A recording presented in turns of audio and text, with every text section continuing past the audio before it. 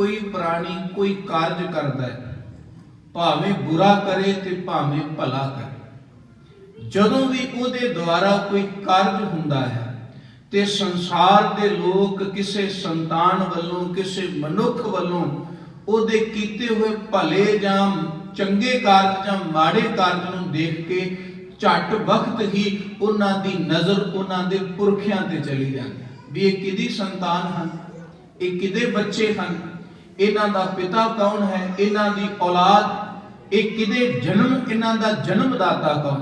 भाव जदों संसार विच कोई भी बच्चा कोई भी कर्म करे, भावें वो माड़ा करे ते भावें वो चंगा करे, दुनिया दे लोग समाज दी निगाह उन्हां बच्चियां तो उन्हां दे परिवार तक चली जाती है भी इन्हां दा खानदान की है, इन्हां दे बाप दा नाम की है, ये किदे जाए हन, क्योंकि ऐसे कर्म कर रहे हैं।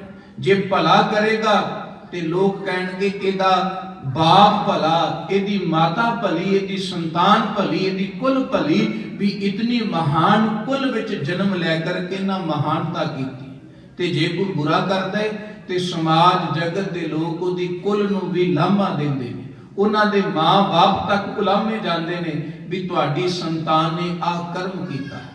जदों असीं गुरु के लालां दा साहिबजादियां दा कारनामा देखदे हां, उन्हां दी महानता नूं देखदे हां ते मल्लो मल्ली धन गुरु गोबिंद सिंह महाराज सच्चे पातशाह जी ते नजर जांदी है कि गुरु गोबिंद सिंह महाराज सच्चे पातशाह जी दी कैसी शख्सियत सी कि धन गुरु गोबिंद सिंह महाराज जी दे घर अंदर पैदा होकर के 7 ते 9 साल दे बच्चे इन्ना वड्डा कीर्तिनामा स्थापित कर गए। गुरु गोबिंद सिंह महाराज सच्चे पातशाह कैसी शख्सियत सी। देखो, एक है आप जिस कुल विच जां जिस धर्म विच होना, जिस इलाके विच होना, उत्थों दे लोग सिफत करन तां ओह जचदी है गल भी इन्हां दा अपना है।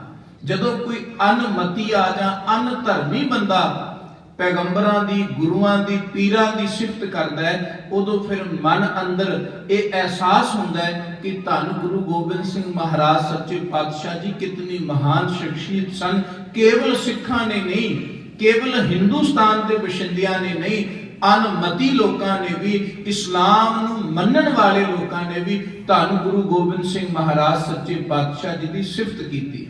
जदों असी गुरु साहब सच्चे पातशाह जी दे बाबत अल्लाह यार खां जोगी की रचना पढ़ते हैं ना, वो ऐसा महान कवि है, सिजदा उहदी कलम नूं, सिजदा उहदी सुरत की परवाज नूं कि जिन्हें 2 किताबां सिख पंथ की झोली विच पाईयां, एक है गंज शहीदा ते एक है शहीदाने वफा।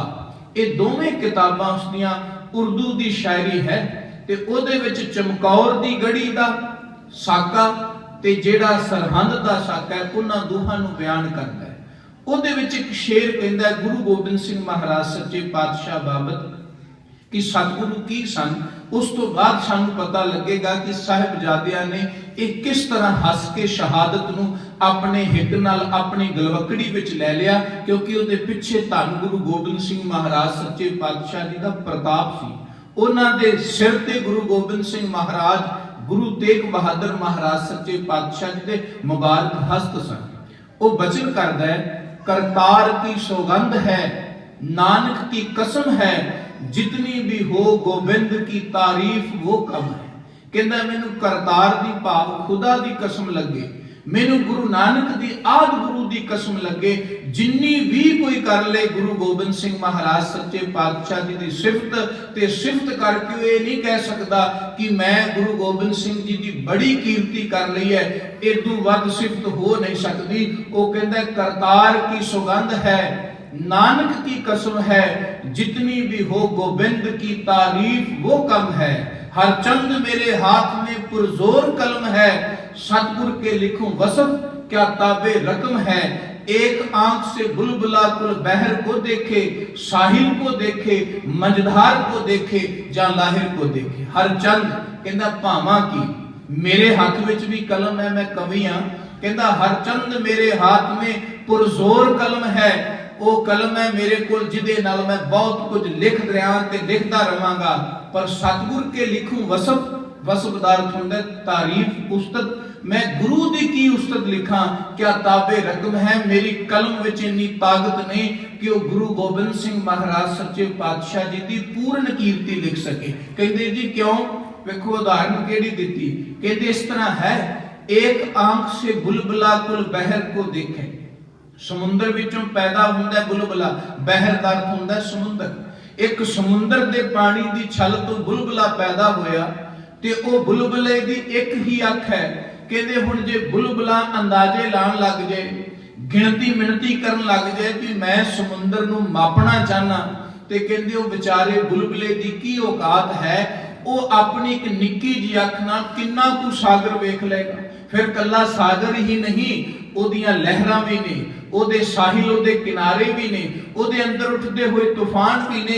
एक निक्का जा बेचारा बुलबुला पूरे बहर नूं पूरे समुंदर नूं जिवें नहीं देख सकदा, कहंदे उसे तरह मेरी सुरती दी अख एक बुलबुले दी न्याई है, वो गुरु गोबिंद सिंह वर्गे विशाल समुंदर नूं पूर्ण तौर ते बयान नहीं कर सकदा। ताई उन्हें वचन कीते, एक आंख से बुलबुला कुल बहर को देखे, सारे समुंदर को किवें वेख ले, साहिल को देखे, मझधार को देखे या लहर को देखे, कहता कोई नहीं जान सकता कि गुरु गोबिंद सिंह महाराज सच्चे पातशाह जी कितने विशाल सन, कितने महान सन, कितने वड्डे सन। उन्हां दी रहमत, उन्हां दी दरिया दिली, उन्हां दियां बख्शां किन्नियां सन। वो इसे किताब दे विच लिखदा है कि गुरु साहब जी तां ऐसे सन, दतार पिता महाराज सच्चे पातशाह जी दी अपने सिखां दे नाल प्रेम, गुरु साहब जी तां अपनी नजर दे नाल कहंदे देखते थे गुरु दीदाए तर से, उल्फत की निगाहों से, मोहब्बत की नजर से, कि अपने सिखां नूं अपने बच्चियां नूं उल्फत दी निगाह नाल, मोहब्बत दी निगाह नाल, प्यार दी निगाह नाल ही देखते सन। चमकौर दी गढ़ी विच जदों गुरु साहब सच्चे पातशाह सुते हुए अपने प्यारे सिखां दे सर ठीक करते ने, उन्हां दे दस्तारे ठीक करते ने, ते दादा जी दे बाबत अल्लाह यार खां जोगी वेखो गुरु साहब सच्चे पातशाह जी नूं असीं कहने आ कि असीं किहड़ा गुरु साहब जी नूं देखिया है। कई बारी मन में साडे लोग तर्क भी करते हैं कि गुरु गोबिंद सिंह महाराज सच्चे पातशाह जी वो तां 1708 विच चढ़ाई कर जाते हैं, ज्योति जोत समा जाते हैं। अज असीं उन्हां दीयां गल्लां करदे हां भी गुरु साहब इस तरह सन, गुरु साहब दी ये महानता सी, बख्शिश सी, पर अज दे समय विच ही 1900 दे विच कुछ दे विच ही अल्लाह यार खां जोगी ने वो किताबां लिखियां ते दूजे धर्म दा होकर के ओदी सुरत वेखो गुरु साहब सच्चे पातशाह जी दे किन्ने नजदीक सी। गुरु सवारियो समा जिहड़ा है वो केवल साडे शरीरां नूं बन सकदा है, असीं शरीर करके उस समय विच नहीं जा सकते, ना साडा शरीर जा सकता है, क्योंकि शरीर सदा समय ते स्थान दा पाबंद हुंदा है, पर सुरत कदी समय ते स्थान दी पाबंद नहीं हुंदी। तुसी अपनी सुरत नूं इस समय विच बैठे किसी भी समय विच लिजा सकते हो, किसी भी स्थान ते लिजा सकते हो, वो समय ते स्थान दी पाबंद नहीं, शरीर समय ते स्थान दा पाबंद है। ये जिथे जाएगा उत्थे दा ही पाबंद हो जाएगा। तुसी कहोगे किवें? जिवें असीं इस स्थान ते बैठे हां, इस स्थान दा पाबंद हो गया साडा शरीर, इथों दियां ही जो गतिविधियां ने उन्हां नूं देखेगा, जानेगा, बाहर की हो रहा है नहीं पता, क्योंकि इस स्थान के अंदर ये बैठा हुआ है। पर सुरत इस गल के अंदर कदी नहीं बजदी। सुरत जिहड़ी आ किते भी जा करके जिन्नी लतीफ ते जिन्नी शुद्ध सुरत हो जाएगी, उन्नी वो दूर जा करके उथों दे हालातां नूं बयान कर सकती। अल्लाह यार खां जोगी ने जे गुरु साहब बाबत चमकौर दी गढ़ी दा हालात बयान कीते, जे उन्हें सरहंद दे बाबत हालात बयान कीते, वो नजदीक नहीं सी। कई साडे लोग अज कहते भी कवि कल्पना करता है, ठीक है, बिल्कुल कवि कल्पना करता है, पर कुछ कल्पनावां कपोल हुंदियां ने, झूठियां हुंदियां ने, लोकां दी खुशामद हुंदी उन्हां विच, पर अल्लाह यार खां जोगी ने जिहड़ी कल्पना कीती है वो झूठी कल्पना नहीं, उस कल्पना विच भी हकीकत सी, क्योंकि उसदी सुरत गुरु साहब जी दे नाल इन्नी कुछ जुड़ी हुई सी कि उस सुरत दे नाल ही उत्थों दे समय विच जा करके उत्थों दे हालातां नूं जान के अपनी कलम विच रख के सानूं दे गया, साडे नजरी कर गया। ओदी कितनी वड्डी सुरत सी। उन्हें वचन कीते ने, थे देखते गुरु दीदाए तर से, उल्फत की नजर से, उल्फत की निगाहों से, मोहब्बत की नजर थे। कहते गुरु साहब अपने सिखां नूं ਆਪਣੇ ਬੱਚਿਆਂ ਨੂੰ ਮੁਹੱਬਤ ਦੀ ਨਿਗਾਹ ਨਾਲ ਦੇਖਦੇ ਨੇ। ਥਾ ਜਾਗਤਾ ਕੋਈ ਤੋ ਸਰਕ ਜਾਤੇ ਤੇ ਸਰ ਸੇ।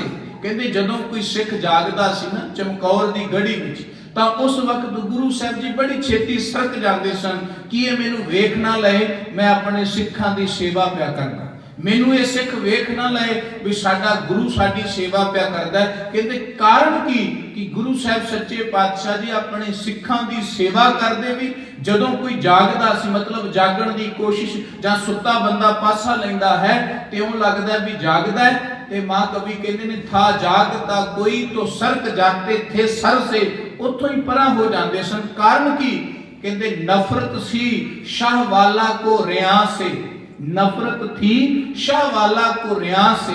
शाह वाला कहते पातशाह, ਉਹ ਗੁਰੂ ਸਾਹਿਬ ਜੀ ਦੇ ਲਈ ਇਹ ਸ਼ਬਦ ਵਰਤਦਾ ਹੈ ਕਿ ਗੁਰੂ ਗੋਬਿੰਦ ਸਿੰਘ ਮਹਾਰਾਜ ਸੱਚੇ ਪਾਤਸ਼ਾਹ ਜੀ ਸੱਚੇ ਪਾਤਸ਼ਾਹ ਸਨ ਤੇ ਉਹਨਾਂ ਨੂੰ ਨਫ਼ਰਤ ਕਿਹਦੇ ਤੋਂ ਸੀ?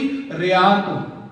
ਰਿਆ ਦਾ ਅਰਥ ਹੁੰਦਾ ਦਿਖਾਵਾ ਕਰਨਾ, ਰਿਆ ਦਾ ਅਰਥ ਹੁੰਦਾ ਪਾਖੰਡ ਕਰਨਾ, ਰਿਆ ਦਾ ਅਰਥ ਹੁੰਦਾ ਵੀ ਚੰਗਾ ਕਰਨਾ ਤੇ ਉਦੋਂ ਵੱਧ ਵਿਖਾਵਾ ਕਰਨਾ ਵੀ ਮੈਂ ਦੇਖੋ ਕਿੰਨਾ ਮਹਾਨ ਕੰਮ ਕਰ ਰਿਹਾ, ਮੈਂ ਕਿੰਨਾ ਸੋਹਣਾ ਕੰਮ ਕਰ ਰਿਹਾ।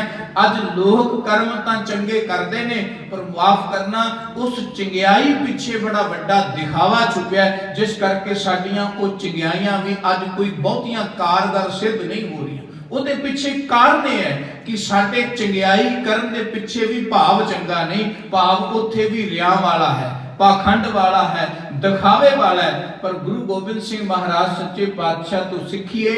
अल्लाह यार ख्यां जोगी लिखता है नफरत थी शाह वाला को रिया से, उन्होंने इतनी नफरत सी कि आखिर तक सदा नेकी करने के लिए सदा वो छुपाते थे शुमा से। कहते अपने तो दूजे तो अपने तो साडे तो भाव हर एक तो ही वो अपनी नेकी नूं छुपा के रखते सी, नेकी करते सन पर नेकी दा कदी भी उन्होंने अजमाइश नहीं की। ये गुरु गोबिंद सिंह महाराज सच्चे पातशाह जी का जीवन है ते जो गुरु का जीवन है ओदी कणी भी जे किते सिख नूं मिल जाए ते सिख दा पार उतारा। नेकी जरूरी है पर वो नेकी बुराइयां तो बुरी हो जाती है जदों नेकियां दियां लोग अजमाइशां लान लग जाते हैं भी मेरे वर्गा नेक बंदा कोई नहीं, मेरे वर्गा महान कोई नहीं। वो महानता बुराइयां तो भैड़ी हो जाती है जदों महानता की अजमाइश हो जाए, जदों महानता ते नेकी का व्यापार होना, व्यापारीकरण होना शुरू हो जाए, फिर वो महानता महान नहीं रही। ऐसे सन गुरु गोबिंद सिंह महाराज सच्चे पातशाह जी, उन्हां दी संतान हन बाबा जी। गुरु साहब सच्चे पातशाह जिथों ये प्रसंग चलता है, मां कवि जी कहते आनंदपुर का किला है, आनंदपुर की धरती है। असीं सारे जानते हैं कि आनंदपुर की धरती धन गुरु गोबिंद सिंह महाराज सच्चे पातशाह जी ने बड़ियां रौनकां लाईआं। पर जे आनंदपुर के इतिहास नूं आपां जाणीए, आनंदपुर की नगरी ये गुरु तेग बहादुर महाराज सच्चे पातशाह जी ने वसाई सी। जिस वक्त दतार पिता महाराज ने आनंदपुर की नगरी कहलूर के राजे भीम चंद तो लई ना, भीम चंद के बाप तो तारा चंद तो, भीम चंद तो 10 साल की उम्र का सी। एक कहलूर रियासत सी जिहड़ियां 22 रियासतां दा सी जिक्र इतिहास विच सुणदे हां। उन्हां 22 रियासतां विचों एक रियासत सी कहलूर दी रियासत, ते ओदा जिहड़ा राजा सी ओ सी तारा चंद। ओदा बाप सी जिहड़ा उस ते बाप नूं तारा चंद दे बाप नूं भाव कि भीम चंद दे दादे नूं गुरु हरगोबिंद साहब महाराज ने ग्वालियर के किले तो आजाद करवाया। उस दिन तो एक कहलूर की रियासत के राजे गुरु घर के उत्ते श्रद्धा रखते सन। इस करके गुरु तेग बहादुर महाराज नूं तारा चंद की राणी, भीमचंद का बाप मर गया सी, तारा चंद की राणी ने गुरु तेग बहादुर जी नूं इह थां भेटा वजों देने का प्रस्ताव रखिया कि तुसी कोई नगरी बना रहे हो, तुसी कोई एक नगर एक इलाका खोज रहे हो, मैं चाहती हाँ भी मेरी रियासत में तुसी वो नगर बसाओ, साडे भाग चंगे होणगे। पर गुरु साहब सच्चे पातशाह जी कह लगे भी थां सानू चंगी लगी है, ये माखोवाल की धरती सानू बड़ी चंगी लगी है, पर असी ये भेटा विच नहीं स्वीकार कर, असी बकायदा इहदा मुल तारना है। जे तुहानू ये प्रवान है ते असी इस धरती ते मोड़ी गढ़ने। उस राणी ने गुरु साहब सच्चे पातशाह जी के हुक्म नूं मन्निया, बकायदा सतगुरु ने माखोवाल की धरती मुल खरीदी, उहदे पट्टे लिखवाए ते इस नगरी का नाम रखिया चक नानकी। ਭਾਵ ਗੁਰੂ ਤੇਗ ਬਹਾਦਰ ਮਹਾਰਾਜ ਜੀ ਦੀ ਮਾਤਾ ਜੀ ਦੇ ਨਾਂ ਤੇ। ਇੱਕ ਨਾਨਕੀ ਬੇਬੇ ਨਾਨਕੀ ਹੈ ਨਾ, ਇੱਕ ਨਾਨਕੀ ਗੁਰੂ ਹਰਗੋਬਿੰਦ ਸਾਹਿਬ ਮਹਾਰਾਜ ਜੀ ਦੇ ਮਹਿਲ ਸਨ, ਜਿਨ੍ਹਾਂ ਦੇ ਉਦਰ ਤੋਂ ਗੁਰੂ ਤੇਗ ਬਹਾਦਰ ਮਹਾਰਾਜ ਸੱਚੇ ਪਾਤਸ਼ਾਹ ਜੀ ਦਾ ਜਨਮ ਹੋਇਆ ਸੀ। ਗੁਰੂ ਸਾਹਿਬ ਜੀ ਨੇ ਆਪਣੀ ਮਾਤਾ ਜੀ ਦੇ ਨਾਂ ਤੇ ਨਗਰੀ ਵਸਾਈ ਤੇ ਨਾਂ ਰੱਖਿਆ ਚੱਕ ਨਾਨਕੀ। ਜਦੋਂ ਸਤਿਗੁਰੂ ਜੀ ਪਟਨਾ ਸਾਹਿਬ ਦੀ ਧਰਤੀ ਤੋਂ ਇੱਥੇ ਬਾਲ ਉਮਰ ਵਿੱਚ ਆਉਂਦੇ ਨੇ ਤੇ ਇਸ ਧਰਤੀ ਦਾ ਨਾਮ ਉਸ ਵਕਤ ਆਨੰਦਪੁਰ ਮਸ਼ਹੂਰ ਹੁੰਦਾ ਹੈ, ਆਨੰਦਪੁਰ ਪ੍ਰਚਲਿਤ ਹੁੰਦਾ ਹੈ, ਜੋ ਅੱਜ ਤੱਕ ਚੱਲ ਰਿਹਾ ਹੈ। ਪਰ ਇਹ ਨਗਰੀ ਬਣਾਈ ਤੇ ਵਸਾਈ ਗੁਰੂ ਤੇਗ ਬਹਾਦਰ ਮਹਾਰਾਜ ਨੇ। ਇਹਦੇ ਤੇ ਰੌਣਕਾਂ ਉਸ ਤੋਂ ਬਾਅਦ ਕਲਗੀਧਰ ਪਿਤਾ ਨੇ ਲਾਈ। ਸਮਾਂ ਬਤੀਤ ਹੁੰਦਾ ਗਿਆ, ਸਮਾਂ ਲੰਘਦਾ ਗਿਆ। ਜਿਸ ਵਕਤ ਪਹਾੜੀ ਰਾਜਿਆਂ ਦੇ ਨਾਲ ਸਤਿਗੁਰੂ ਜੀ ਦੇ ਨਾਲ ਕਦੀ ਇਹ ਸੁਲ੍ਹਾ ਕਰ ਲੈਂਦੇ ਸਨ, ਕਦੀ ਇਹ ਲੜ ਪੈਂਦੇ ਸਨ। ਜਦੋਂ ਤੇ ਇਹਨਾਂ ਦੇ ਉੱਤੇ ਔਰੰਗਜ਼ੇਬ ਦਾ ਫਰਮਾਨ ਚੱਲਦਾ, ਔਰੰਗਜ਼ੇਬ ਦੀ ਅੱਖ ਇਹਨਾਂ ਤੇ ਟੇਢੀ ਹੁੰਦੀ, ਕਿਉਂਕਿ ਰਿਆਸਤਾਂ ਤਾਂ ਹੀ ਚੱਲਦੀਆਂ ਸਨ। ਸ਼ਾਸਕ ਤਾਂ ਔਰੰਗਜ਼ੇਬ ਹੀ ਸੀ ਨਾ, ਮੁਗਲ ਰਾਜ ਸੀ ਤੇ ਸਾਰੀਆਂ ਰਿਆਸਤਾਂ ਉਹਦੇ ਅਧੀਨ ਚੱਲਦੀਆਂ ਸਨ। ਸਾਲ ਬਾਅਦ ਇਹਨਾਂ ਨੂੰ ਕਰ ਦੇਣਾ ਪੈਂਦਾ ਸੀ, ਟੈਕਸ ਦੇਣਾ ਪੈਂਦਾ ਸੀ। ਜਦੋਂ ਇਹ ਟੈਕਸ ਦੇਣ ਦੇ ਸਮਰੱਥ ਨਹੀਂ ਸਨ ਹੁੰਦੀਆਂ, ਫਿਰ ਬਾਦਸ਼ਾਹ ਔਰੰਗਜ਼ੇਬ ਦਿੱਲੀ ਦੀ ਤਖਤ ਤੋਂ, ਦਿੱਲੀ ਤੋਂ ਫੌਜ ਆਉਂਦੀ, ਇਹਨਾਂ ਨੂੰ ਮਾਰਦੀ, ਲਤਾੜਦੀ ਤੇ ਇਹਨਾਂ ਦਾ ਸਭ ਕੁਝ ਲੁੱਟ ਕੇ ਲੈ ਜਾਂਦੇ। ਇਹਨਾਂ ਕਈ ਵਾਰੀ ਗੁਰੂ ਸਾਹਿਬ ਸੱਚੇ ਪਾਤਸ਼ਾਹ ਜੀ ਦੇ ਨਾਲ ਫਰਿਆਦੀ ਹੋ ਕਰਕੇ ਕਿਹਾ ਸਾਨੂੰ ਇਹਨਾਂ ਤੋਂ ਬਚਾਓ।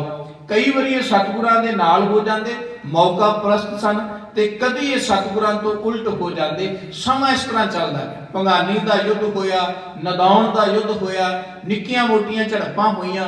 ਅਖੀਰ ਸਮਾਂ ਇਹ ਆ ਗਿਆ ਕਿ ਔਰੰਗਜ਼ੇਬ ਨੂੰ ਇਹਨਾਂ ਨੇ ਚਿੱਠੀਆਂ ਲਿਖੀਆਂ। ਭੀਮ ਚੰਦ ਰਾਜੇ ਨੇ, ਹੋਰ ਇਹਦੇ ਰਿਆਸਤੀ ਹੰਡੂਰੀਏ ਨੇ, ਕਈ ਰਿਆਸਤਾਂ ਦੇ ਰਾਜਿਆਂ ਨੇ ਚਿੱਠੀਆਂ ਲਿਖੀਆਂ ਕਿ ਅਸੀਂ ਤਾਂ ਤੁਹਾਡੀ ਈਨ ਮੰਨ ਕੇ ਤੁਹਾਡੇ ਮੁਗਲ ਰਾਜ ਵਿੱਚ ਰਾਜ ਕਰ ਰਹੇ ਹਾਂ, ਤੁਹਾਡੀ ਈਨ ਤੋਂ ਬਾਹਰ ਨਹੀਂ। ਪਰ ਜੋ ਗੁਰੂ ਗੋਬਿੰਦ ਸਿੰਘ ਦੀ ਚੜ੍ਹਤ ਹੋ ਰਹੀ ਹੈ, ਨਗਾਰੇ ਵੱਜ ਰਹੇ ਨੇ, ਧੌਂਸੇ ਵੱਜ ਰਹੇ ਨੇ, ਸੈਨਾ ਰੱਖੀ ਜਾ ਰਹੀ ਹੈ, ਘੋੜੇ ਤੇ ਹਾਥੀਆਂ ਦੀਆਂ ਚਨਕਾਰਾਂ ਪੈ ਰਹੀਆਂ ਨੇ, ਇਹ ਸਮਾਂ ਜਿਹੜਾ ਹੈ ਤੁਹਾਡੇ ਦਿੱਲੀ ਦੇ ਤਖਤ ਤੇ ਲਈ ਵੀ ਇਹ ਚੰਗੀ ਗੱਲ ਨਹੀਂ, ਚੰਗਾ ਸੰਕੇਤ ਨਹੀਂ।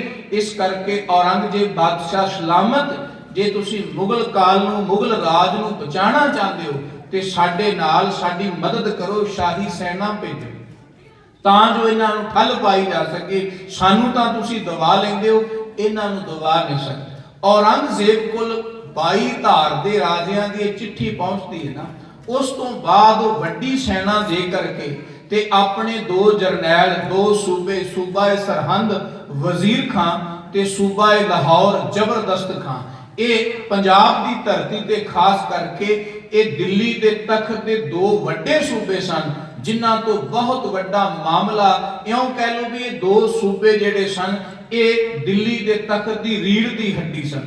ਸੂਬਾ ਸਰਹੰਦ ਤੇ ਸੂਬਾ ਲਾਹੌਰ। ਇੱਥੋਂ ਦਾ ਵਜ਼ੀਰ ਸੀ, ਨਵਾਬ ਸੀ ਵਜ਼ੀਰ ਖਾਨ, ਤੇ ਲਾਹੌਰ ਦਾ ਨਵਾਬ ਸੀ ਜ਼ਬਰਦਸਤ ਖਾਨ। ਇਹਨਾਂ ਨੂੰ ਵੀ ਤਾਕੀਦ ਕੀਤੀ ਔਰੰਗਜ਼ੇਬ ਨੇ, ਤਾੜਨਾ ਕੀਤੀ ਵੀ ਤੁਹਾਡੇ ਹੁੰਦਿਆਂ ਐਡਾ ਵੱਡਾ ਸਰਗਣਾ ਕਿਵੇਂ ਪਣਪ ਗਿਆ ਹੈ। ਫੌਜਾਂ ਰੱਖੀਆਂ ਜਾ ਰਹੀਆਂ ਨੇ, ਨਗਾਰੇ ਵੱਜ ਰਹੇ ਨੇ। ਦੇਖੋ ਔਰੰਗਜ਼ੇਬ, ਉਹਨੂੰ ਨਗਾਰੇ ਤੋਂ ਕਿੰਨੀ ਨਫ਼ਰਤ ਸੀ। ਇੱਕ ਵਾਰੀ ਉਹਦੇ ਪੁੱਤਰ ਨੂੰ ਇੱਕ ਥਾਂ ਦੀ, ਇੱਕ ਇਲਾਕੇ ਦੀ ਉਹਨੇ ਨਵਾਬੀ ਬਖਸ਼ੀ ਸੀ ਆਪ ਔਰੰਗਜ਼ੇਬ, ਤੇ ਉਹ ਨਵਾਬੀ ਦੀ ਖੁਸ਼ੀ ਵਿੱਚ ਉਹਨੇ ਨਗਾਰਾ ਵਜਾ ਦਿੱਤਾ। ਸੂਤਰਾਂ ਤੋਂ ਪਤਾ ਲੱਗਾ ਔਰੰਗਜ਼ੇਬ ਨੂੰ ਕਿ ਤੇਰੇ ਫਲਾਣੇ ਪੁੱਤਰ ਨੇ ਨਵਾਬੀ ਦੀ ਖੁਸ਼ੀ ਵਿੱਚ ਅੱਜ ਨਗਾਰਾ ਵਜਾਇਆ।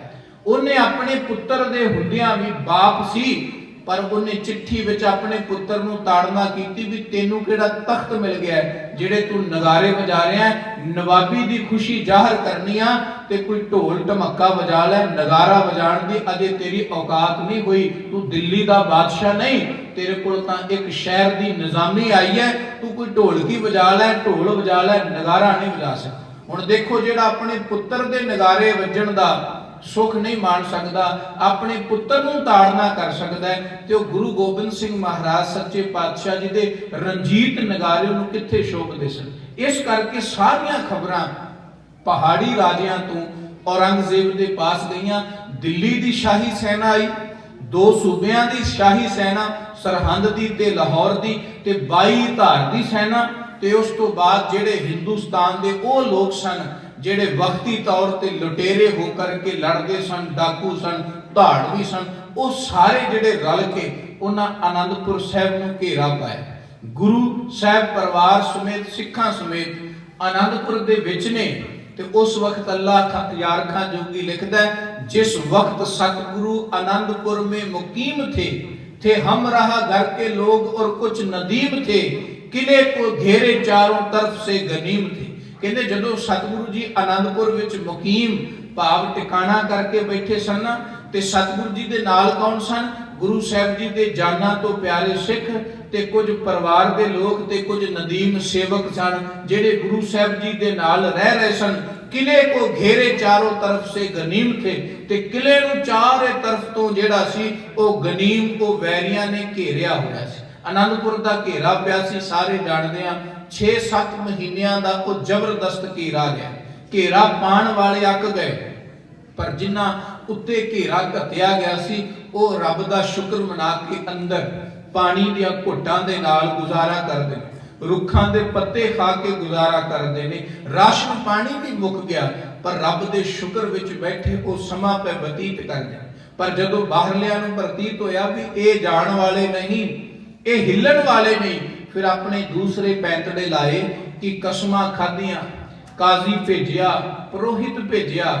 ਉਹਨਾਂ ਨੇ ਲਿਖਤੀ ਤੌਰ ਤੇ ਗੁਰੂ ਸਾਹਿਬ ਸੱਚੇ ਪਾਤਸ਼ਾਹ ਜੀ ਨੂੰ ਇਹ ਵਚਨ ਦਿੱਤਾ, ਇਹ ਯਕੀਨ ਦਵਾਇਆ ਕਿ ਤੁਸੀਂ ਇੱਕ ਵਾਰੀ ਕਿਲਾ ਤਿਆਗ ਦਿਓ, ਅਸੀਂ ਤੁਹਾਡੀ ਵਾਹ ਵੱਲ ਨਹੀਂ ਵੇਖਦੇ। ਗੁਰੂ ਸਾਹਿਬ ਜੀ ਨੇ ਜ਼ਫਰਨਾਮੇ ਵਿੱਚ ਇਹਨਾਂ ਗੱਲਾਂ ਦਾ ਜ਼ਿਕਰ ਕੀਤਾ ਹੈ ਕਿ ਔਰੰਗਜ਼ੇਬ ਜੇ ਕਿਤੇ ਤੇਰੇ ਨਾਲ ਮੇਰੀ ਮੁਲਾਕਾਤ ਹੁੰਦੀ ਹੈ, ਤੂੰ ਮੇਰੇ ਕੋਲ ਆ ਕੇ ਮੇਰੇ ਨਾਲ ਮੁਲਾਕਾਤ ਕਰ ਤੇ ਮੈਂ ਤੈਨੂੰ ਉਹ ਚੀਜ਼ਾਂ ਵਿਖਾਵਾਂ ਕਿ ਜਿਹੜੇ ਕਾਜੀ ਤੇਰੇ ਮੁਲਾਨੇ ਇਹਨਾਂ ਰਿਆਸਤਾਂ ਦੇ ਭੇਜੇ ਹੋਏ ਪੁਰੋਹਿਤ ਜਿਹੜੇ ਜਿਨ੍ਹਾਂ ਮੈਨੂੰ ਲਿਖਤੀ ਤੌਰ ਤੇ ਯਕੀਨ ਦਵਾਇਆ ਸੀ, ਪਰ ਤੂੰ ਆਪਣੀ ਲਿਖਤਾਂ ਦੇ ਉੱਪਰ ਵੀ ਖੜਾ ਨਾ ਰਿਹਾ, ਤੈਨੂੰ ਮਰਦ ਅਖਵਾਉਣ ਦਾ ਵੀ ਹੱਕਦਾਰ ਨਹੀਂ। ਤੂੰ ਮਰਦ ਅਖਵਾਉਣ ਦਾ ਵੀ ਹੱਕਦਾਰ ਨਹੀਂ, ਕਿਉਂਕਿ ਮਰਦ ਹੋਵੇ ਤੇ ਜ਼ੁਬਾਨ ਚੋਂ ਮੁੱਕਰ ਜਾਏ ਇਹ ਮਰਦਾਨਗੀ ਨੂੰ ਸ਼ੋਭਦਾ ਨਹੀਂ।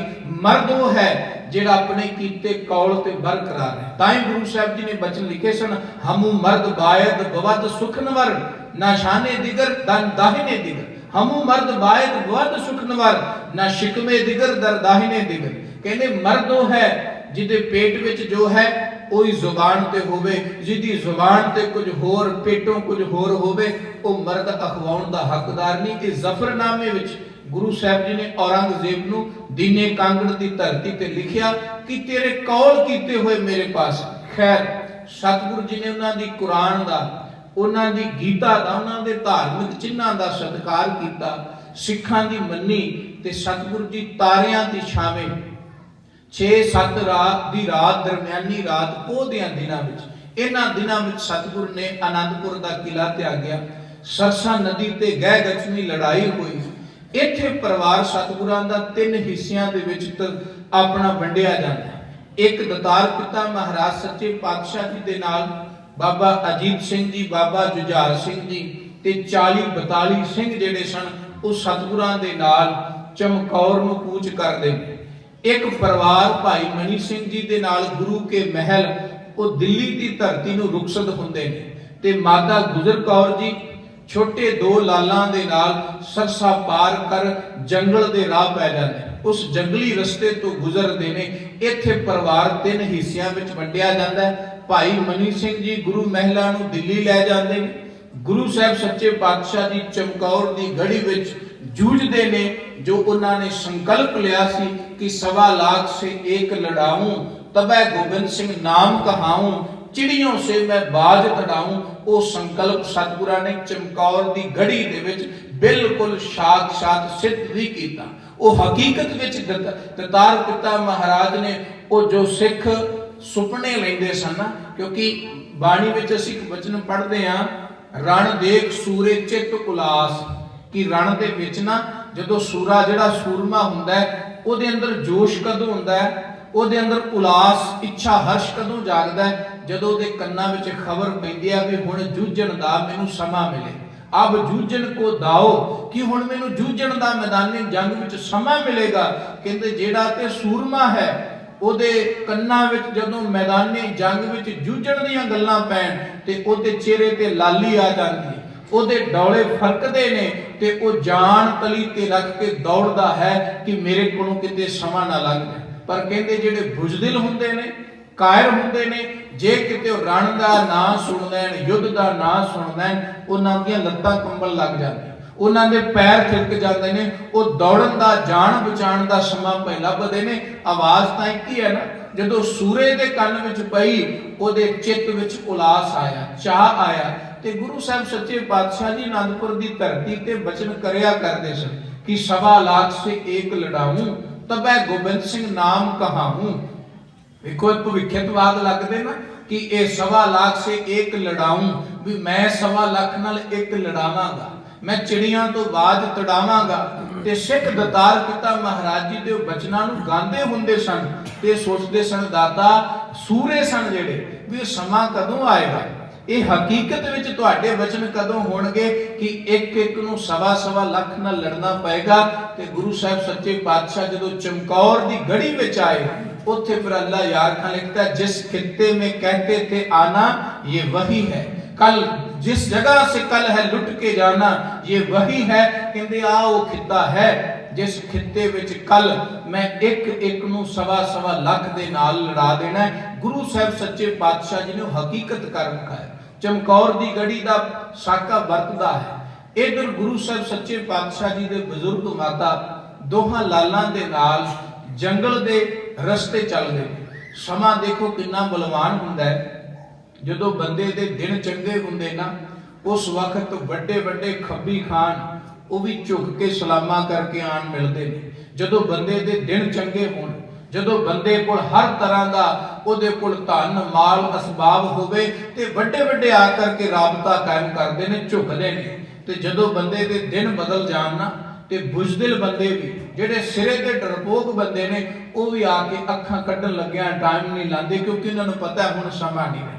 ਮਾਂ ਕਵੀ ਅੱਲਾ ਯਾਰ ਖਾਂ ਜੋਗੀ ਨੇ ਉੱਥੇ ਇੱਕ ਸ਼ੇਰ ਵਿੱਚ ਇੱਕ ਤੰਗ ਕੱਸਿਆ ਹੈ। ਕਹਿੰਦੇ ਦੇਖੋ ਸਮਾਂ ਸੀ ਜਦੋਂ ਮਾਤਾ ਗੁਜਰੀ ਜੀ ਦੋਹਾਂ ਲਾਲਾਂ ਨੂੰ ਇੱਕ ਦਾ ਗੁੱਟ ਫਕੜਿਆ ਹੈ ਸੱਜੇ ਪਾਸਿਓਂ, ਇੱਕ ਦਾ ਖੱਬੇ ਪਾਸਿਓਂ, ਦੋਹਾਂ ਦੇ ਛੋਟੇ ਛੋਟੇ ਹੱਥ ਪਕੜ ਕੇ ਉਹ ਜੰਗਲ ਦੇ ਰਸਤੇ ਜਾ ਰਹੇ ਨੇ। ਸ਼ਾਮ ਦਾ ਸਮਾਂ ਹੋ ਗਿਆ ਤੇ ਰਸਤੇ ਵਿੱਚ ਜਾਂਦਿਆਂ ਜੰਗਲੀ ਜਾਨਵਰ, ਕਦੀ ਕੋਈ ਬਘਿਆੜ ਨਿਕਲਦਾ ਹੈ, ਕਦੀ ਕੋਈ ਹਿਰਨ ਨਿਕਲਦਾ ਹੈ, ਕਦੀ ਕੋਈ ਗਿੱਦੜ ਨਿਕਲਦਾ ਹੈ। ਤੇ ਰਾਤ ਨੂੰ ਜਾਨਵਰਾਂ ਦੀਆਂ ਅੱਖਾਂ ਚਮਕਦੀਆਂ।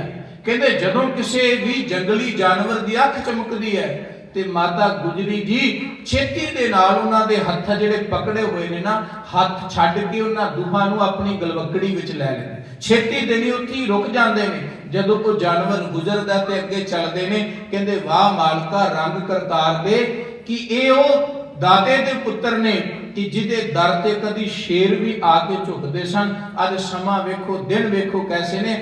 ਅੱਜ ਹਿਰਨ ਤੇ ਗਿੱਦੜਾਂ ਦੀਆਂ ਅੱਖਾਂ ਵੀ ਡਰਾ ਰਹੇ। ਉੱਥੇ ਸ਼ੇਰ ਵੇਖੋ ਨਾ ਕਿੰਨਾ ਕਮਾਲ ਦਾ ਲਿਖਿਆ। ਕਹਿੰਦੇ ਆਤੇ ਥੇ शेर भी कभी गर्दन को ढाल कर, तकते हिरन है आज आंखें निकाल कर, निरंग है तमाम जमाने की चाल के, तेवर है बदले बन में हर शिगाल के। शिगाल कहते गिद्दड़ ਨੂੰ। ਕਹਿੰਦੇ ਅੱਜ ਤਾਂ ਜੰਗਲ ਦੇ ਗਿੱਦੜਾਂ ਦੇ ਵੀ ਤੇਵਰ ਬਦਲ ਗਏ ਨੇ ਕਿ ਉਹ ਵੀ ਨਹੀਂ ਪਰਵਾਹ ਕਰਦੇ ਵੀ ਗੁਰੂ ਦੇ ਲਾਲ ਨੇ, ਕਿਉਂਕਿ ਸਮਾਂ ਭਾਰੀ ਹੈ, बलवान है, वो सब ते पै जाता है। कहते निरंग है तमाम जमाने की चाल के, तेवर है बदले बन में हर शिगाल के। कहते गिद्दड़ां दे तेवर भी बदल गए। ये तंग कसिया है, तंज कसिया गंगू दे उत्ते कि वो गंगू जेड़ा डरपोक किस्म दा, जेड़ा खुशकिस्मती वाला, खुशामदी करने वाला किस्म दा बंदा है, वो वेखो कितना डरपोक बंदा सी। पर जदों माता जी नूं ते बच्चियां नूं अपने नाल लै गया, इतिहासकारां ने यह भी लिखिया भी एक रात गुरु साहब जी दे बच्चे माता गुजरी जंगल विच भी एक झोंपड़ी विच घुम्मे, माशकी कोल भी रहे। कुछ लिखते च गंगू नाल ही सी, कुछ आखते बाहरों आके बाद विचों मिले। खैर कुछ भी ये हालात ने, इन्हां विच घटा वधा इतिहास लिखदियां हो जाता है, पर जो घटना वापरी वो तां हकीकत है ना।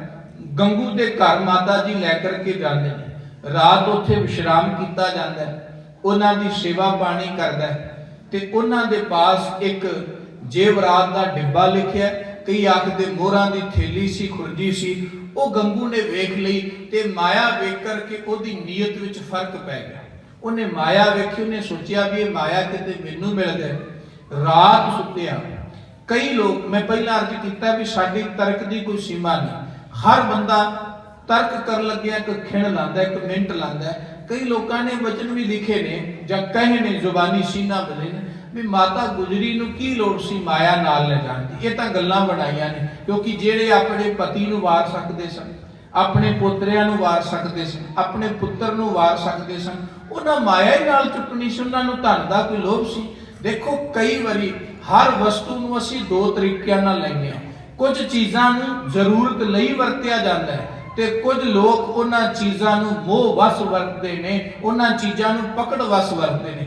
ਮਾਤਾ ਗੁਜਰੀ ਤੇ ਲਈ ਜੇ ਧਨ ਉਹਨਾਂ ਦੇ ਪਾਸ ਸੀ, ਜੇ ਖੁਰਜੀ ਉਹਨਾਂ ਦੇ ਪਾਸ ਸੀ, ਉਹਨਾਂ ਇਸ ਕਰਕੇ ਨਹੀਂ ਚੱਕੀ ਵੀ ਮੈਨੂੰ ਮਾਇਆ ਨਾਲ ਮੋਹ ਹੈ। ਜੇ ਮਾਇਆ ਨਾਲ ਮੋਹ ਹੁੰਦਾ ਤੇ ਆਨੰਦਪੁਰ ਦੀਆਂ ਰੌਣਕਾਂ ਨਾ ਛੱਡਦੇ। ਉਹ ਇਹ ਨਾ ਕਹਿੰਦੇ ਵੀ ਮੈਂ ਸਾਰਾ ਕੁਝ ਛੱਡ ਕੇ ਨਹੀਂ ਜਾਣਾ, ਮੈਂ ਇੱਥੇ ਮਰਨਾ।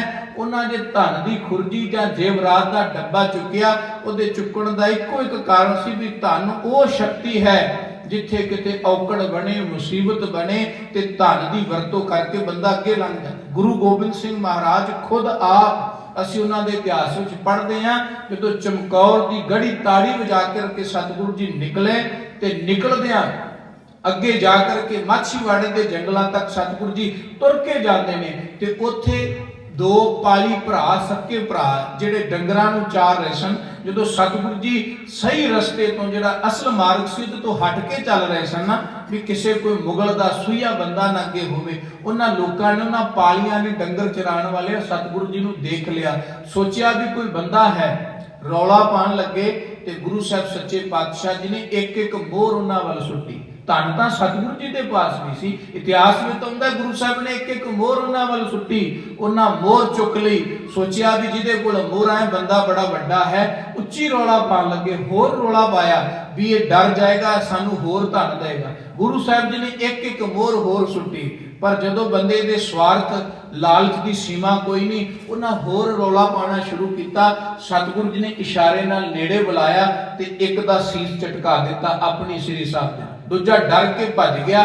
ਭਾਵ ਮੇਰੇ ਕਹਿਣ ਦਾ ਭਾਵ ਹੈ ਵੀ ਗੁਰੂ ਸਾਹਿਬ ਦੇ ਪਾਸ ਵੀ ਮਾਇਆ ਸੀ ਤੇ ਉਹ ਮਾਇਆ ਇਸ ਕਰਕੇ ਨਹੀਂ ਵੀ ਮਾਇਆ ਨਾਲ ਲਗਾਵ ਸੀ ਜਾਂ ਮਾਇਆ ਨਾਲ ਕੋਈ ਉਹਨਾਂ ਦਾ ਮੋਹ ਸੀ। ਮਾਇਆ ਇੱਕ ਬੜੀ ਵੱਡੀ ਤਾਕਤ ਹੈ, ਜਿੱਥੇ ਬੰਦੇ ਦਾ ਕੁਝ ਨਾ ਸਰੇ। ਮਾਇਆ ਇੱਕ ਐਸੀ ਸ਼ਕਤੀ ਹੈ ਕਿ ਬੰਦਾ ਉਹਨੂੰ ਦੇ ਕਰਕੇ ਆਪਣੇ ਉਸ ਮੁਸੀਬਤ ਤੋਂ, ਸੰਕਟ ਤੋਂ ਲੰਘ ਸਕਦਾ ਹੈ। ਪਰ ਕਈ ਵਾਰੀ ਇਹ ਵੀ ਹਕੀਕਤ ਹੈ ਕਿ ਜਿਸ ਵਸਤੂ ਨੂੰ ਅਸੀਂ ਆਪਣੇ ਸੁੱਖ ਲਈ, ਆਪਣੀ ਸਹੂਲਤ ਲਈ ਲੈ ਕੇ ਤੁਰਨੇ ਆ, ਉਹ ਵਸਤੂ ਹੀ ਸਾਡੇ ਲਈ ਵੱਡੀ ਮੁਸੀਬਤ ਦਾ ਕਾਰਨ ਬਣ ਜਾਂਦੀ। ਇਹਦੇ ਵਿੱਚ ਕੋਈ ਅਦਕਤ ਨਹੀਂ। ਮਾਤਾ ਜੀ ਦੇ ਪਾਸ ਉਹ ਧਨ ਸੀ ਕਿ ਕਿਤੇ ਗਾਹੇ ਬਗਾਹੇ, ਕਿਤੇ ਕੁਝ ਸਮਾਂ ਬਣ ਗਿਆ, ਰਾਤੇ ਬਰਾਤੇ ਕਿਤੇ ਰੁਕਣਾ ਪੈ ਗਿਆ ਤੇ ਇਸ ਧਨ ਦੇ ਕਰਕੇ ਕੁਝ ਘੜੀਆਂ, ਕੁਝ ਸਮਾਂ ਬੰਦਾ ਬਤੀਤ ਕਰ ਸਕਦਾ ਹੈ। ਪਰ ਗੰਗੂ ਆਪਣੇ ਨਹੀਂ, ਜਿੱਥੇ ਬੇਫਿਕਰ ਹੋ ਕੇ ਸੌਂ ਗਏ, ਆਪਣਿਆਂ ਨਹੀਂ, ਧਨ ਦੇ ਕਰਕੇ ਮਾਤਾ ਜੀ ਨੂੰ ਤੇ ਬੱਚਿਆਂ ਨੂੰ ਪਕੜਾ ਦਿੱਤਾ। ਰਾਤ ਖੁਰਜੀ ਚੁਰਾ ਲਈ। ਸਵੇਰ ਹੋਈ, ਮਾਤਾ ਨੇ ਕਿਹਾ ਜੇ ਤੈਨੂੰ ਕੁਝ ਧਨ ਦੀ ਲੋੜ ਸੀ ਤੂੰ ਮੇਰੇ ਤੋਂ ਮੰਗ ਲੈਂਦਾ, ਪਰ ਗੁਨਾਹ ਕਿਉਂ ਕੀਤਾ, ਪਾਪ ਕਿਉਂ ਕੀਤਾ? ਤੇ ਜਦੋਂ ਮਾਤਾ ਜੀ ਦਾ ਉਪਦੇਸ਼ ਸੁਣਿਆ ਨਾ, ਮੈਂ ਕਿਹਾ ਨਾ, ਜਦੋਂ ਦਿਨ ਬਦਲ ਜਾਣ ਤੇ ਗਿੱਦੜ ਵੀ ਬੋਲਣ ਲੱਗ ਜਾਂਦੇ ਨੇ। ਜਦੋਂ ਉਪਦੇਸ਼ ਸੁਣਿਆ, ਆਨੰਦਪੁਰ ਵਿੱਚ ਪਤਾ ਨਹੀਂ ਕਿੰਨੀਆਂ ਕੁ ਝਿੜਕਾਂ ਖਾਂਦਾ ਸੀ, ਪਰ ਕਦੀ ਸਿਰ ਨਹੀਂ ਚੁੱਕਿਆ।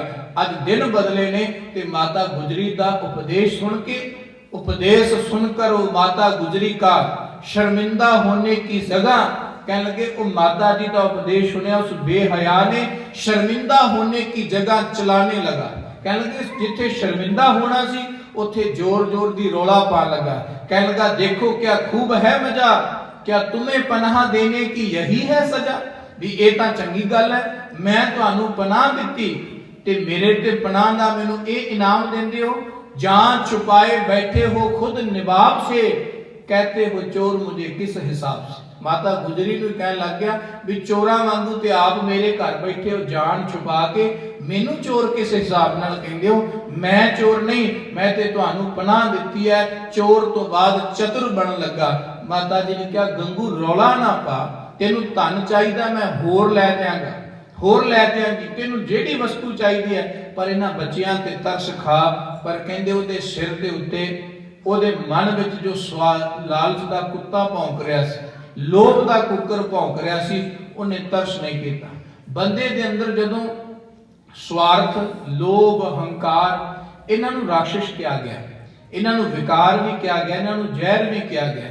ਉਦੋਂ ਅਸਰ ਕਰਦੇ ਨੇ ਜਦੋਂ ਇਹ ਪਹਿਲਾਂ ਦੈਵੀ ਗੁਣਾਂ ਨੂੰ ਖਤਮ ਕਰਦੇ। ਜਦੋਂ ਵੀ ਬੰਦੇ ਦੇ ਵਿੱਚ ਕ੍ਰੋਧ ਆਏਗਾ, ਉਹ ਸਾਡੇ ਅੰਦਰ ਦੀ ਦਇਆ ਨੂੰ ਖਤਮ ਕਰਕੇ ਆਏਗਾ। ਜਦੋਂ ਅੰਦਰ ਦਇਆ ਮਰੇਗੀ ਉਦੋਂ ਕ੍ਰੋਧ ਦਾ ਜਨਮ ਹੋਏਗਾ, ਤੇ ਕ੍ਰੋਧੀ ਬੰਦਾ ਕਦੀ ਕਿਸੇ ਤੇ ਦਇਆ ਨਹੀਂ ਕਰ ਸਕਦਾ। ਜਿੰਨਾ ਚਿਰ ਉਹ ਕ੍ਰੋਧ ਦੀ ਗ੍ਰਿਫਤ ਵਿੱਚ ਹੈ, ਜਿੰਨਾ ਚਿਰ ਉਹ ਕ੍ਰੋਧ ਦੀ ਪਕੜ ਵਿੱਚ ਹੈ, ਉਹਦੇ ਕੋਲੋਂ ਰਤੀ ਮਾਤਰ ਵੀ ਦਇਆ ਦੀ ਉਮੀਦ ਨਹੀਂ ਕੀਤੀ ਜਾ ਸਕਦੀ। ਬੜੇ ਬੜੇ ਬੰਦੇ, ਲੋਕ, ਸ਼ਾਂਤਮਈ ਲੋਕ ਜਦੋਂ ਕ੍ਰੋਧ ਦੀ ਗ੍ਰਿਫਤ ਵਿੱਚ ਆਉਂਦੇ ਨੇ, ਉਹ ਬੜਾ ਵੱਡੇ ਨਿਰਦਈ ਪੁਣੇ ਵਾਲੇ ਕਾਰਜ ਕਰ ਜਾਂਦੇ ਨੇ। ਬਾਅਦ ਚ ਭਾਵੇਂ ਉਹ ਆਪ ਵੀ ਪਛਤਾਣ, ਪਰ ਕ੍ਰੋਧ ਸਭ ਤੋਂ ਪਹਿਲਾਂ ਦਇਆ ਖੋਲਦਾ ਹੈ। ਕ੍ਰੋਧ ਸਭ ਤੋਂ ਪਹਿਲਾਂ ਪਰਉਪਕਾਰ ਦੀ ਬਿਰਤੀ ਖੋਲਦਾ ਹੈ। ਤੇ ਗੰਗੂ ਵਿੱਚ ਕ੍ਰੋਧ ਆ ਗਿਆ, ਗੰਗੂ ਵਿੱਚ ਲਾਲਚ ਆ ਗਿਆ, ਲੋਭ ਆ ਗਿਆ। ਉਹ ਚੁੱਪ ਚਪੀਤਾ ਆਪਣੇ ਘਰੋਂ ਨਿਕਲਿਆ।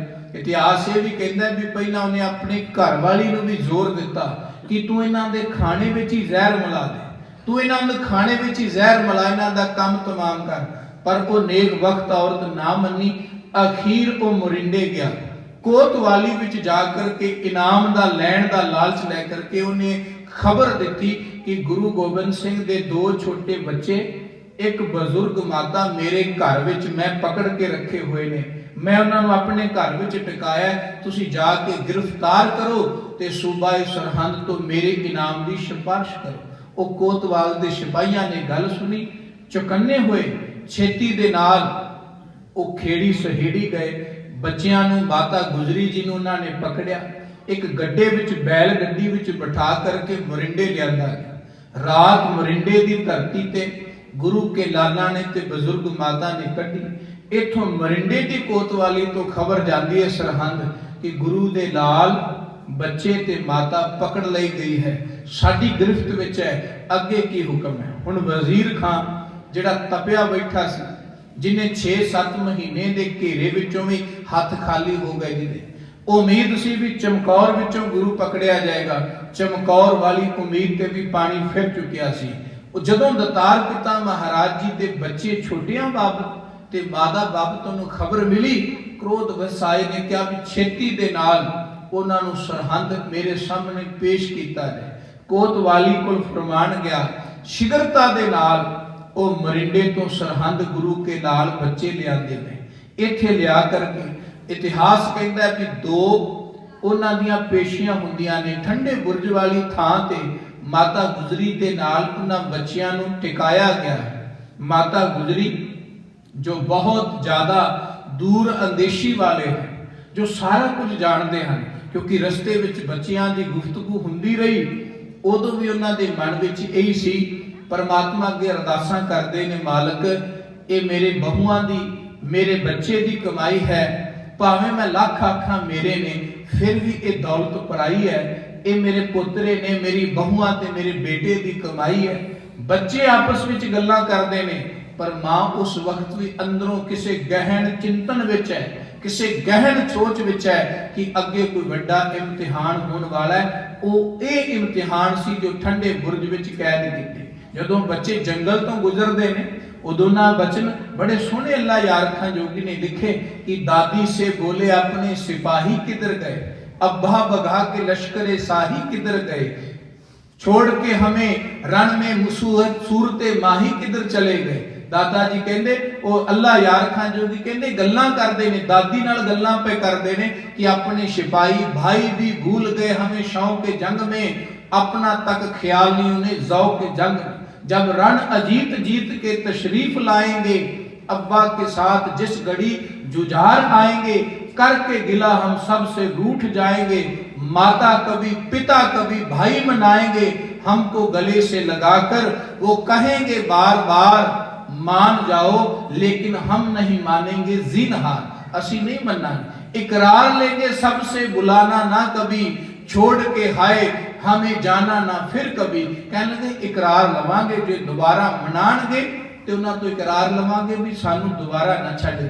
कहंदे बच्चे गल्लां करदे ने, 7 ते 9 साल की उम्र है, ते एक बुजुर्ग माता उन्हां दे बच्चों की गुफ्तगू जो सुनी दादी जान ने, बेअख्तियार रो दिया सुवाला शान, दरपेश अन करीब कोई इम्तिहान है, खतरे में दिख रही मुझे बच्चों की जान। कहंदे वो तां जाणदे सन, उन्होंने अनुमान लाया, सियाणे दा अनुमान कदी झूठा नहीं हुंदा, कि उन्होंने अनुमान ला लिया कि अगे कोई बड़ा वड्डा इम्तिहान है, इन्हां 2 लालां दी जिहड़ी जिंद है वो खतरे विच है। ਲਾਲ ਦਤਾਰ ਪਿਤਾ ਮਹਾਰਾਜ ਜੀ ਦੇ ਨਾਲ ਰੱਖੇ, ਠੰਡੇ ਬੁਰਜ ਵਿੱਚ ਆਏ, ਇੱਥੇ ਰਾਤ ਟਿਕਾਇਆ ਗਿਆ। ਉਸ ਦਿਨ ਕਚਹਿਰੀ ਨਹੀਂ ਲੱਗੀ ਤੇ ਮਾਤਾ ਗੁਜਰੀ ਜੀ ਜੋ ਸਾਰਾ ਕੁਝ ਜਾਣਦੇ ਨੇ, ਉਹ ਬੱਚਿਆਂ ਨੂੰ ਦੇਖੋ ਕਿੰਨਾ ਪਿਆਰ ਕਰਦੇ ਨੇ। ਆਪਣੀ ਬੁੱਕਲ ਦਾ ਨਿੱਘ ਦੇ ਕਰਕੇ ਪੋਹ ਦੀਆਂ ਰਾਤਾਂ ਦੀ ਠੰਡ ਵਿੱਚ ਦੋ ਸਰੀਰ ਐਸੇ ਨੇ, ਬਜ਼ੁਰਗ ਸਰੀਰ ਤੇ ਬੱਚੇ ਦਾ ਸਰੀਰ।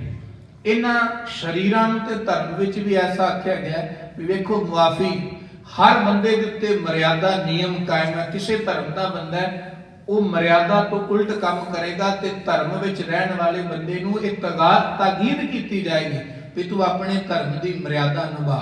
ਪਰ ਹਰ ਧਰਮ ਨੇ ਵੀ ਗੱਲ ਕਹੀ ਹੈ ਵੀ ਤਿੰਨ ਲੋਕ ਐਸੇ ਨੇ ਜਿਹੜੇ ਮਰਿਆਦਾ ਤੋਂ ਬਾਹਰ ਰਹਿ ਸਕਦੇ। ਇੱਕ ਹੈ ਬੱਚਾ ਜਿਹਦੀ ਉਮਰ ਅਜੇ ਬਾਲਪਣ ਦੀ ਹੈ, ਉਹਨੂੰ ਕਿਸੇ ਮਰਿਆਦਾ 'ਚ ਨਹੀਂ ਤੁਸੀਂ ਬੰਨ੍ਹ ਸਕਦੇ। ਹਾਲਾਂਕਿ ਉਹਨੂੰ ਸਿਖਾਉਣਾ ਪੈਂਦਾ, ਸਿਖਾਈ ਦੇਣੀ ਹੈ, ਉਹਨੂੰ ਸਿੱਖਿਆ ਦੇਣੀ ਹੈ, ਪਰ ਉਹਦੇ ਲਈ ਕੋਈ ਮਰਿਆਦਾ ਨਹੀਂ ਕਿ ਉਹਨੂੰ ਤੁਸੀਂ ਕਹੋ ਵੀ ਆ ਤੇਰੀ ਮਰਿਆਦਾ ਹੈ।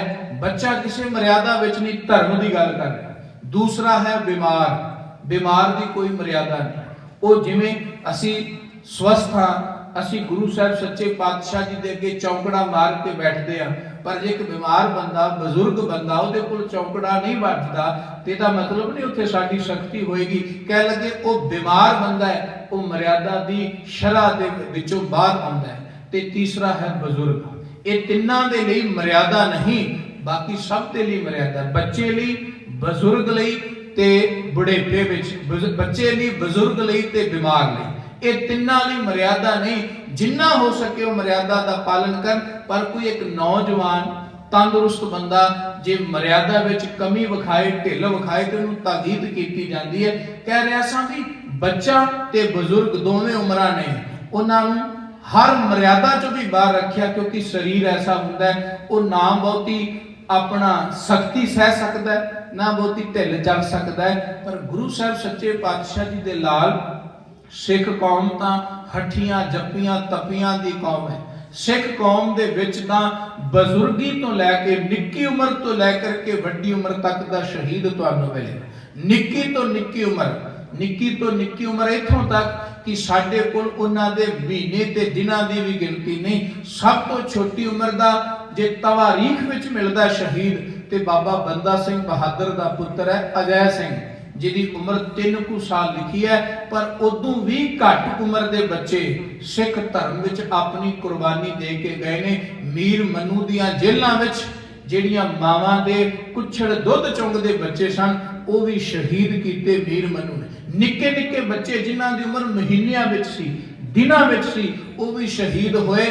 ਤੇ ਬਜ਼ੁਰਗੀ ਦੇ ਵਿੱਚ 80 ਸਾਲ, 85 ਸਾਲ, 90 ਸਾਲ, ਭਾਈ ਮਨੀ ਸਿੰਘ ਜੀ ਦੀ ਉਮਰ 90 ਸਾਲ ਦੀ ਸੀ ਜਦੋਂ ਉਹਨਾਂ ਦਾ ਬੰਦ ਕੱਟਿਆ ਗਿਆ।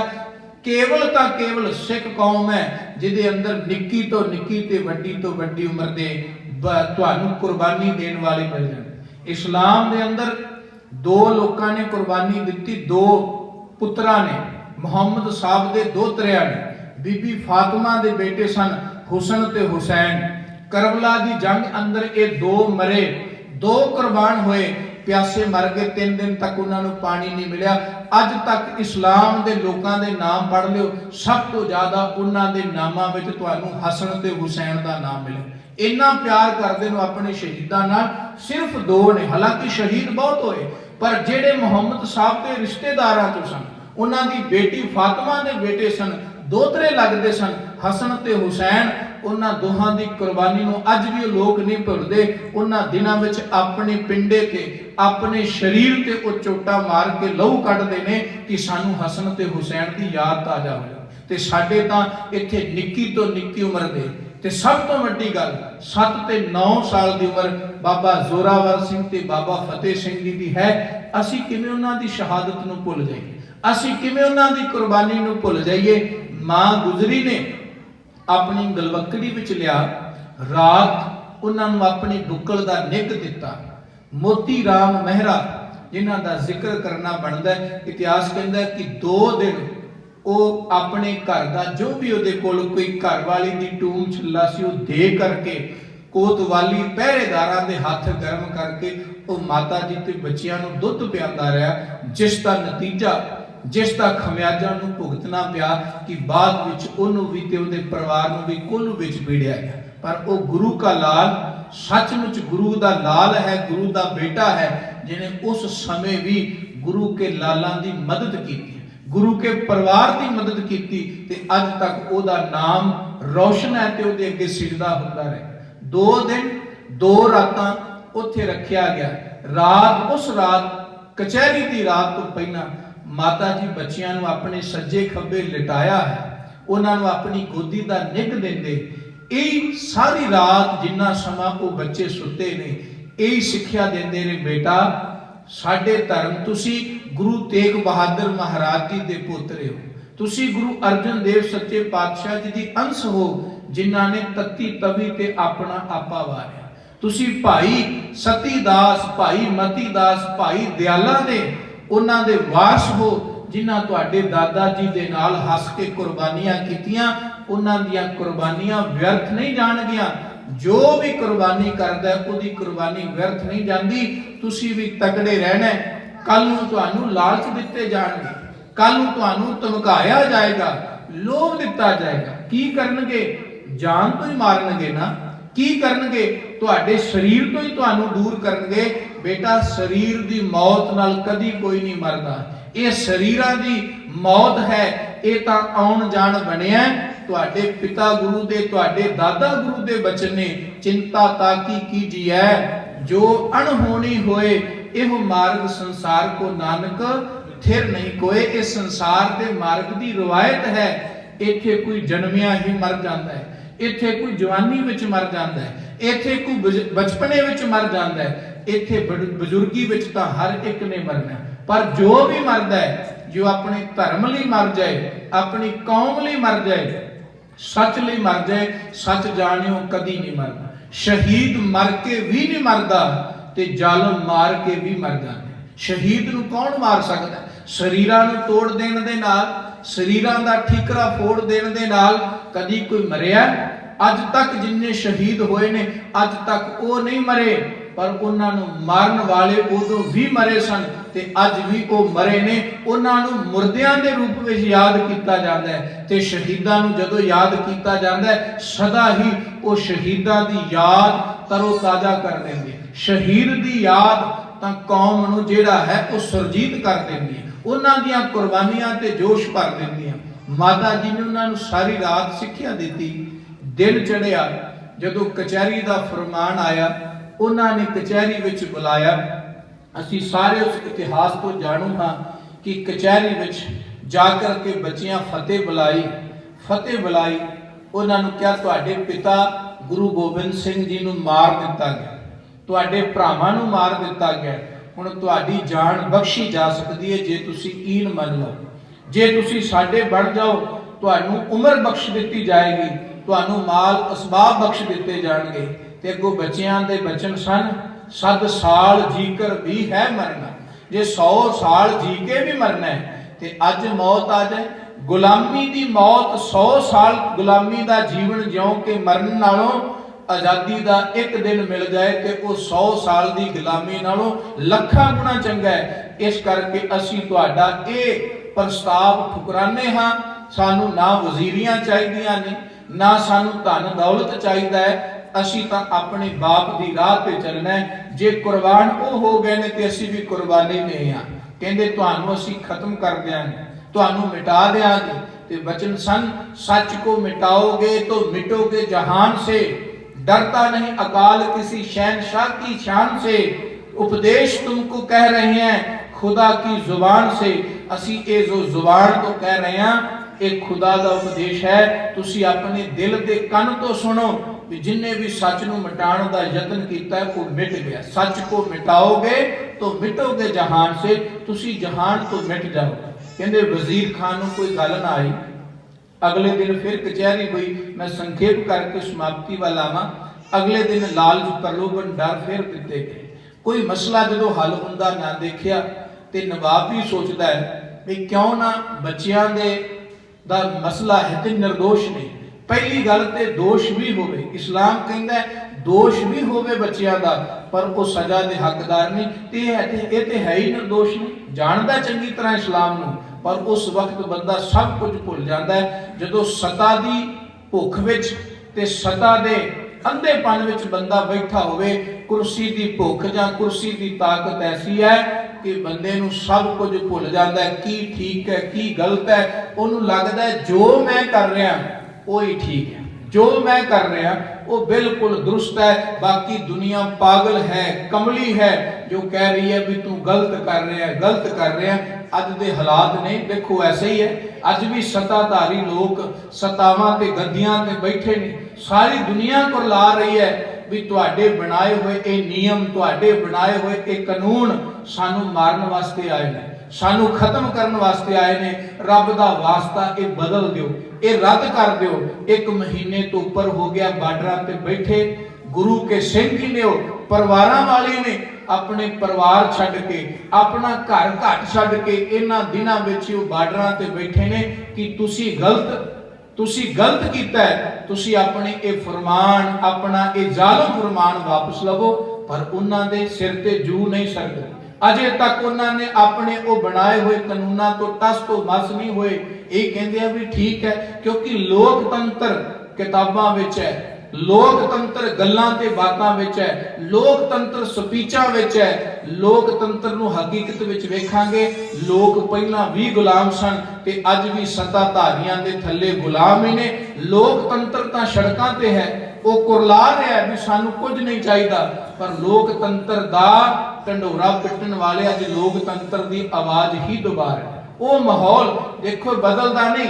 ਬਾਬੇ ਕੇ ਤੇ ਬਾਬਰ ਕੇ ਸਦਾ ਚੱਲਦੇ ਆਏ ਨੇ ਤੇ ਨਾ ਸਦਾ ਚੱਲਦੇ ਰਹੇ ਨੇ, ਪਰ ਜਿੱਤ ਸਦਾ ਬਾਬੇ ਕਿਆਂ ਦੀ ਹੁੰਦੀ ਹੈ, ਬਾਬਰ ਕਿਆਂ ਦੀ ਨਹੀਂ। ਉਹ ਆਪਣਾ ਯਤਨ ਲਾਉਂਦੇ, ਗੁਰੂ ਕੇ ਲਾਲਾਂ ਨੂੰ ਮਾਰਨ ਦਾ ਡਰ ਦਿੱਤਾ, ਲਾਲਚ ਦਿੱਤੇ, ਪਰ ਉਹਨਾਂ ਨੇ ਕੋਈ ਈਨ ਨਹੀਂ ਮੰਨੀ। ਅਖੀਰ ਨਵਾਬ ਮਲੇਰਕੋਟਲੇ ਨੂੰ ਕਿਹਾ ਵੀ ਤੇਰੇ ਬਾਪ ਨੂੰ, ਤੇਰੇ ਭਰਾ ਨੂੰ ਇਹਨਾਂ ਦੇ ਪਿਤਾ ਨੇ ਮਾਰਿਆ ਸੀ, ਤੂੰ ਇਹਨਾਂ ਬੱਚਿਆਂ ਤੋਂ ਬਦਲਾ ਲੈ ਲੈ। ਨਵਾਬ ਖਾਨ ਚਾਹੁੰਦਾ ਸੀ ਵੀ ਮੇਰੇ ਸਿਰੋਂ ਬਲਾ ਟਲੇ, पर मलेरकोटला मर्द निकलिया। उन्हें क्या बदला ही लेना है तो लेंगे बाप से, खुदा महफूज रखे हमें ऐसे पाप से। भी मैं बदला जरूर लवांगा, पर जिन्हें मेरे बाप नूं मारिया, मेरे भरा नूं मारिया, वो सामने आएगा गुरु गोबिंद सिंह, तो मैं उहदे नाल जरूर लड़ांगा, बदला लवांगा। पर वो निर्दोष बच्चियां दा की कसूर है, मैनू खुदा इस पाप तो दूर रखे। मलेरकोटला चला गया। नवाब सोचता है हुण मैं की करा। ਸੁੱਚਾ ਨੰਦ ਇਸੇ ਧਰਤੀ ਦਾ ਵਸਿੰਦਾ, ਇਸੇ ਧਰਤੀ ਦਾ ਰਹਿਣ ਵਾਲਾ, ਉਹਦੀ ਕੌਮ ਨੂੰ, ਉਹਦੇ ਧਰਮ ਨੂੰ ਬਚਾਉਣ ਵਾਲੇ ਗੁਰੂ ਤੇਗ ਬਹਾਦਰ ਮਹਾਰਾਜ ਜੀ। ਪਰ ਦੇਖੋ ਜਦੋਂ ਬੰਦਾ ਗੁਲਾਮ